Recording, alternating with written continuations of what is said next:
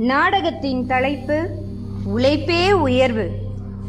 கதாபாத்திரங்கள்: ரத்தன் டாடா, மேலாளர், தொழிலாளி.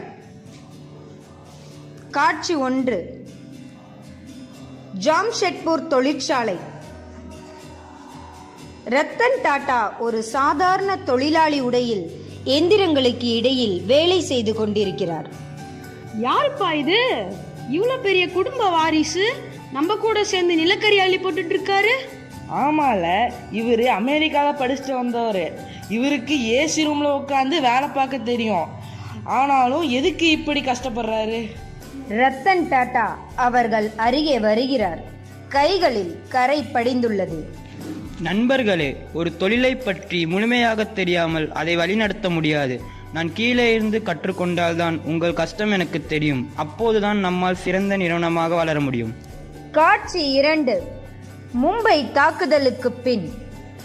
ரத்தன் டாடா ஒரு தொழிலாளியின் வீட்டிற்கு செல்கிறார். சார், ஹோட்டல் தாக்குதல்ல எனக்கு அடிபட்ட போது எல்லாரும் மறந்துட்டாங்கன்னு நினைச்சேன். ஆனா நீங்க நேர்ல வந்து உதவி செய்றீங்க.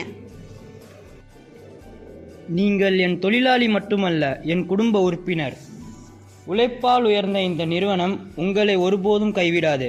உங்கள் குடும்ப படிப்பு செலவு முழுவதையும் நிறுவனமே ஏற்கும். ரத்தன் டாடாவின் உழைப்பு வெறும் பணத்திற்காக அல்ல, நம் நாட்டின் முன்னேற்றத்திற்காக. உழைப்பே வெற்றி தரும்.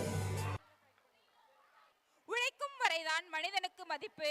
உழைப்பே நம் வாழ்விற்கு